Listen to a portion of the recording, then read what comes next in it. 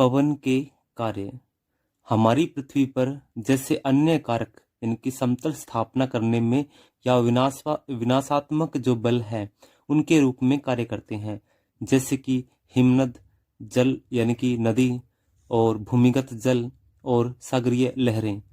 तो इस प्रकार से पवन भी अपना एक अपर्दन कार्य करता है, परिवहन करता है और निक्षेपण करता है। तो अपने सबसे पहले पवन को सामान्य समझते हैं कि हमारी पृथ्वी को चारों ओर से वायुमंडल ने घेरा हुआ है और यही जो वायु है सामान्यतः हम इससे अछूते नहीं हैं। हमारे चारों ओर जो वायु है ये अगर स्थिर है तो हमें मतलब महसूस कम होती है, लेकिन अगर इसकी गति इसको मिल जाती है तो ये पवन कहलाती है। तो जैसे ही वायु एक स्थान पे स्थिर है तो वो क्या है, वायु ही है, लेकिन अगर वो गतिशील हो जाती है तो अपने इसको क्या मान लेंगे, पवन मान लेंगे, और फिर वो अपना कार्य करना प्रारंभ कर देगी। फिर वो अपर्दन भी करेगी, परिवहन भी करेगी और निक्षेपण भी करेगी। चलिए अपने बात करते हैं कि जैसे मान लो मरुस्थलीय क्षेत्र है, तो उस मरुस्थलीय क्षेत्र जैसे कि इस स्क्रीन के ऊपर आप देख रहे हैं ये मरुस्थलीय क्षेत्र है। इस मरुस्थलीय क्षेत्र में प्रमुख कारक जो है अपर्दन निक्षेपण का प्रमुख कारक जो है वो पवन ही है। कुछ मात्रा में नदियां कहीं कहीं आंतरिक प्रवाह के रूप में बहती है, लेकिन फिर भी महत्वपूर्ण कारक कौन सा है, पवन है।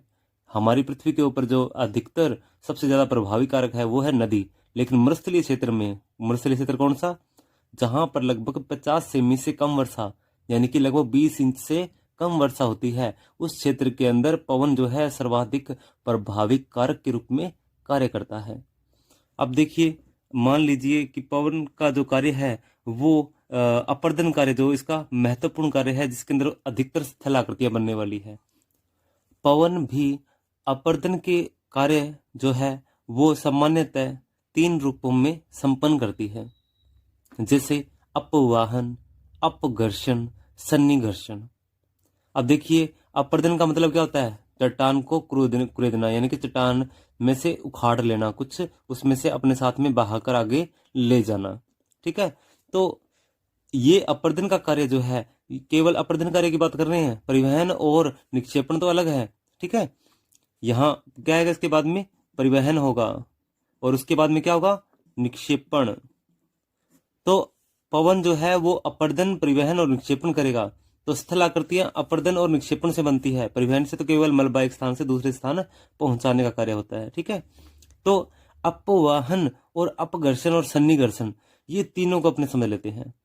अपवाहन का मतलब होता है ऊपर उड़ाना। ठीक है, इसका क्या मतलब होगा, ऊपर उड़ाना। किसको, पवन जितनी ज्यादा अधिक गति होगी उतनी ही अधिक मात्रा के अंदर स्थल पर जो असंगठित जो बारीक कण है, धूल के कण है, चट्टान चूर्ण है, उसको अपने साथ में क्या करेगी, उड़ा लेगी।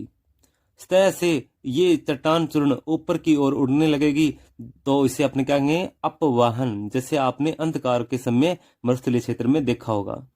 ठीक है, फिर है अपघर्षण। अपघर्षण का मतलब क्या होता है, ऊपर से घिसना।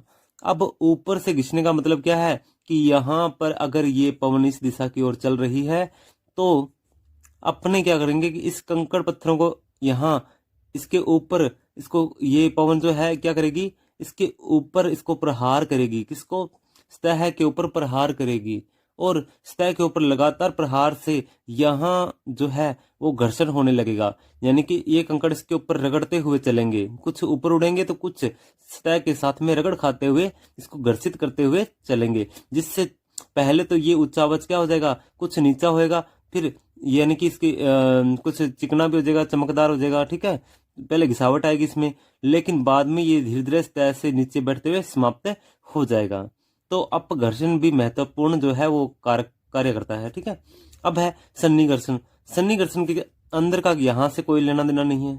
ठीक है, सतह से कोई लेना देना नहीं है, पहले से ही अपवाहित यानी कि उड़ाए गए जो कंकण है, चट्टान चूर्ण है, धूल कण है, ये आपस में उड़ते हुए एक दूसरे से क्या है, टकरा जाएंगे। जब दो कण आपस में टकराते हैं या अन्य कण आपस में टकराते हैं, ये उड़ते हुए आपस में टकराते हैं, तो इसको अपने सन्निघर्षण कहा जाता है। ठीक है, अपने सन्निघर्षण कहेंगे। ठीक है, तो ये आपको समझ आएगा। अपवाहन का मतलब क्या है, कंकड़ पत्थरों के यानी कि धूल कणों को सतह से जो असंगठित कण है इनको उड़ा के अपने साथ पवन अपने आप में ले चलती है। ठीक है, उड़ा के आपस में यानी ऊपर की ओर उड़ा लेती है, यूं मान लो। ठीक है, अपघर्षण का मतलब क्या है? सतह के ऊपर घर्षित करना। ठीक है, इसको रगड़ खाते हुए ये इसके साथ में चलेंगे। अब ये जो कण है इसके साथ में घर्षित करते हुए इसको धीरे धीरे क्या है, सतह को नीचे करते हुए चलेंगे, तो ये घर्षित होकर नीचे हो जाएगा। फिर सन्निकर्षण। सन्निकर्षण का सतह से कोई लेना देना नहीं है। यहाँ जितने भी अपवाहित यानी कि उड़ने वाले जो कण है, धूल कण है, चट्टान चूर्ण है, वो आपस में ही एक दूसरे से टकराते रहते हैं। इनका आकार छोटा होता रहता है और धीरे धीरे ये बिल्कुल महीन बारीक हो जाते हैं, तो ये कहलाएगा सन्निकर्षण।